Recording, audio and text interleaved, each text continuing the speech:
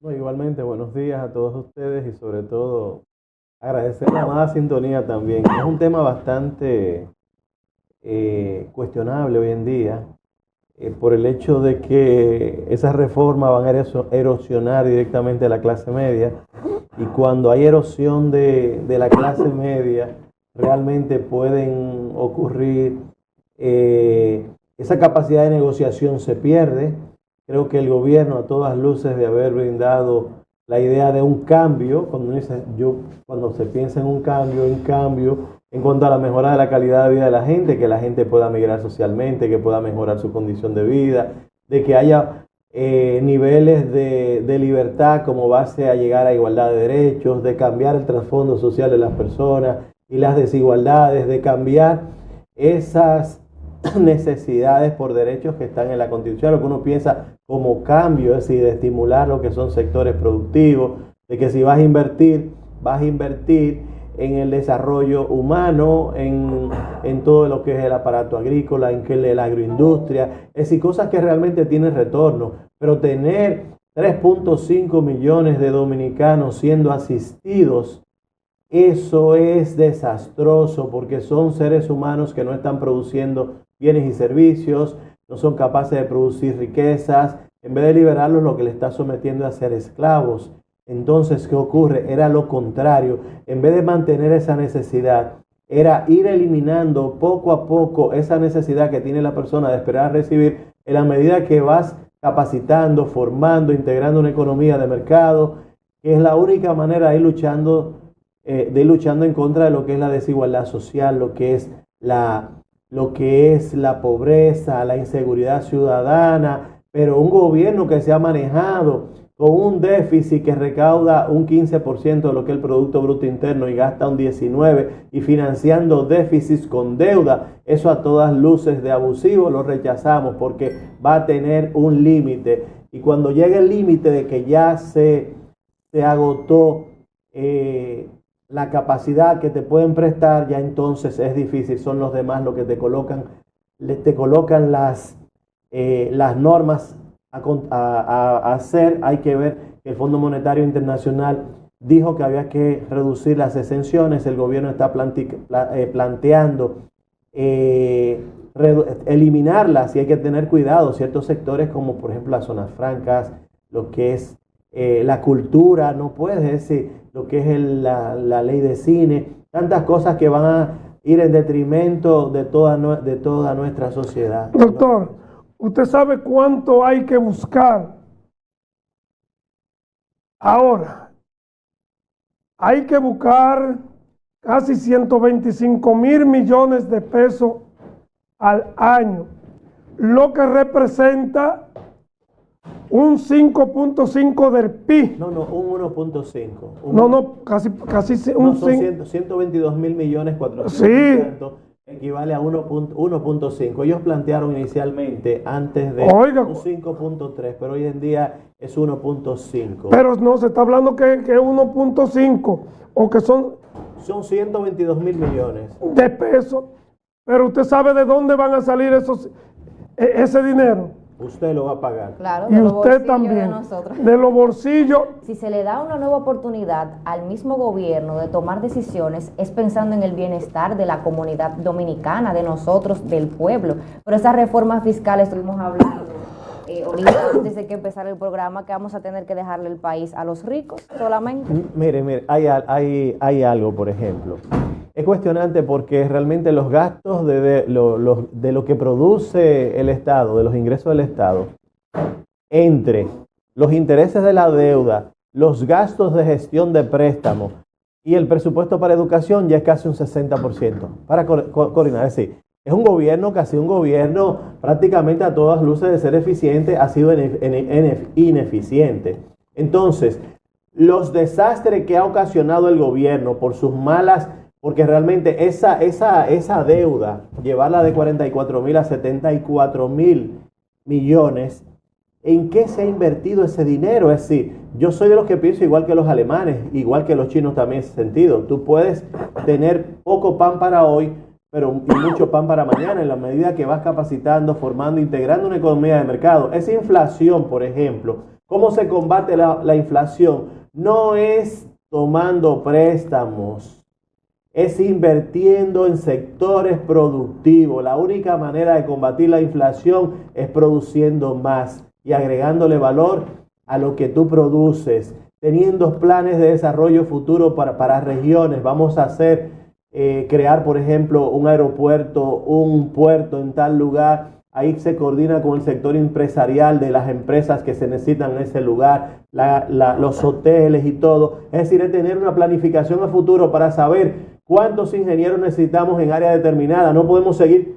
dando tanta beca a abogados cuando hay 84,000 abogados. Y entonces, ¿qué pasa? Todo el sector agrícola, todo lo que es la agroindustria, todo lo que son tantos ingenieros que están sin trabajo, eso no puede ser en un país que quiera tener una proyección futura a desarrollarse. Es decir, hay que buscar la manera de que se produzca riqueza, de que el que es capaz de producir riqueza la produzca, pero que también que se distribuya.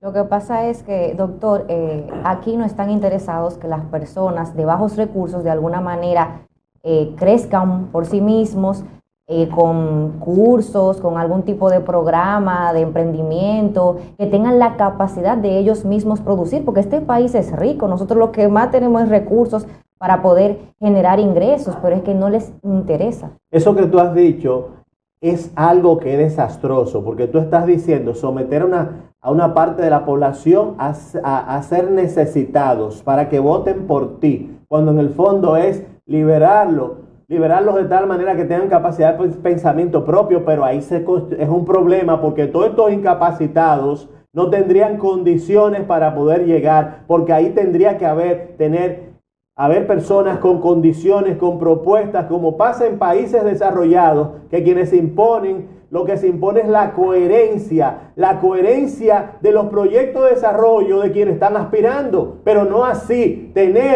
votar por el que menos sirve o por las consecuencias, por ejemplo, porque decía el profesor Juan Bosch que a veces son las circunstancias lo que deciden. Es decir, el partido anterior no perdió porque era peor, tenía mayor capacidad de gestión, lo ha demostrado, mayor capacidad de estratégica, mayor capacidad de operatividad, mayor capacidad de realizaciones. Mira cuántos niños murieron en esas maternidades por causas que eran prevenibles, por infecciones que eran curable, E. coli y Enterobacter, sacando la curable. Entonces hay que ver, el sistema de agua potable de esos hospitales no tenían para eso una planta de tratamiento ni había normas de higiene. Sí, es un gobierno que no tiene previsión, es un gobierno que el punto de vista de procesos tampoco ha agotado todos los pasos, y el punto de vista de realizaciones, con todos los recursos que han necesitado, que han tenido, ha sido el gobierno que la menor inversión pública en los últimos 60 o 70 años.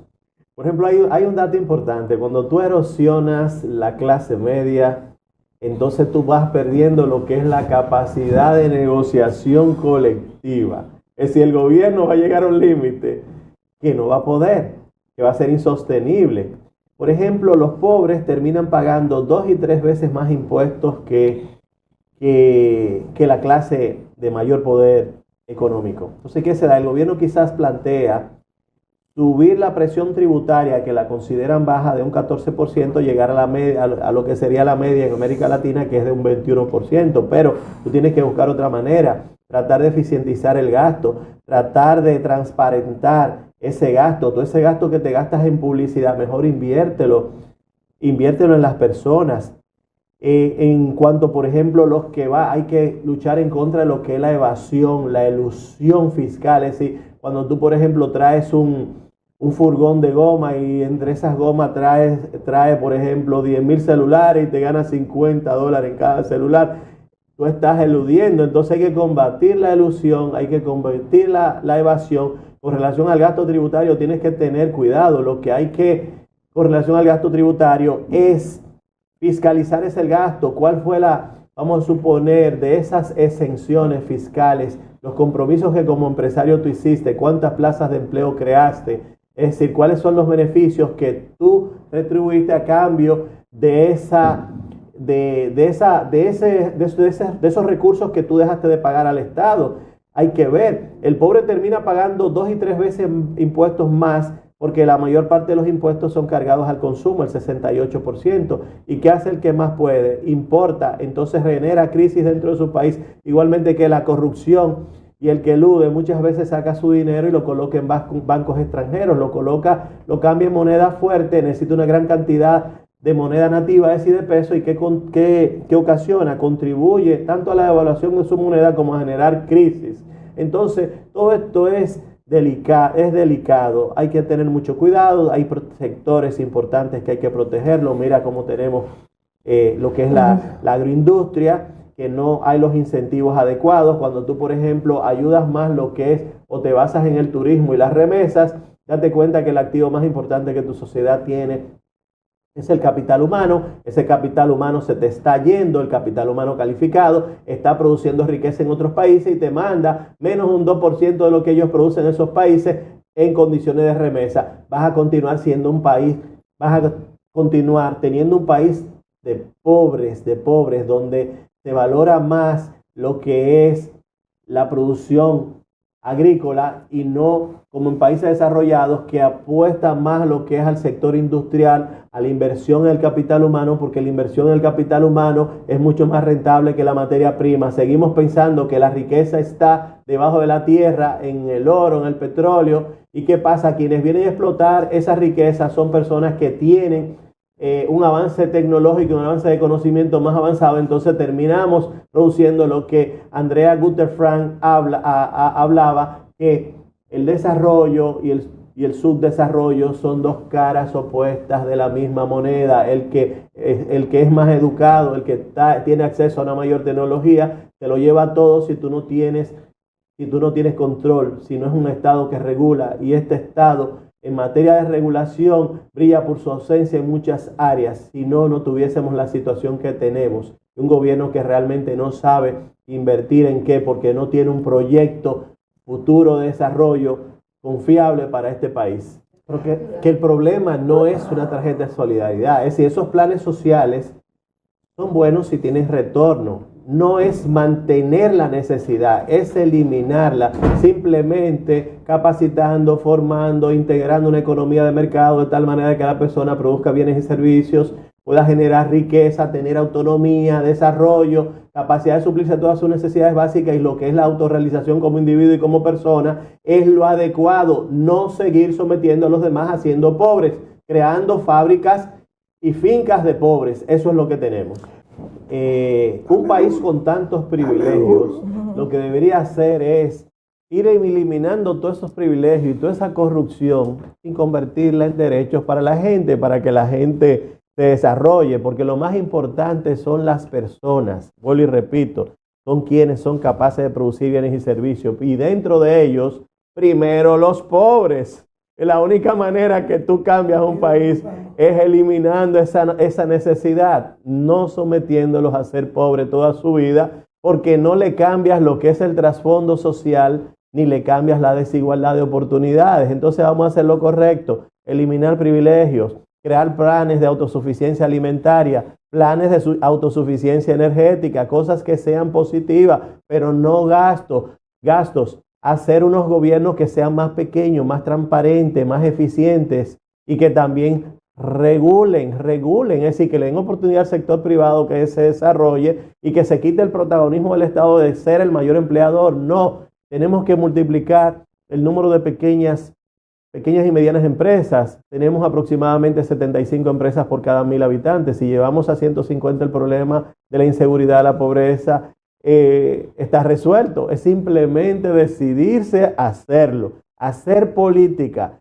ser un político. Si usted es un político, tiene que ser una persona formada, porque la política es un servicio y las cosas deben depender de la capacidad de servicio que usted tenga. ¿Me entiende? Es decir, usted tiene que llevar una vida conforme a ser imitada y admirado por otros. Entonces un político no es cualquiera. Aquí hay muchas personas que son metidas a políticos, pero no lo son.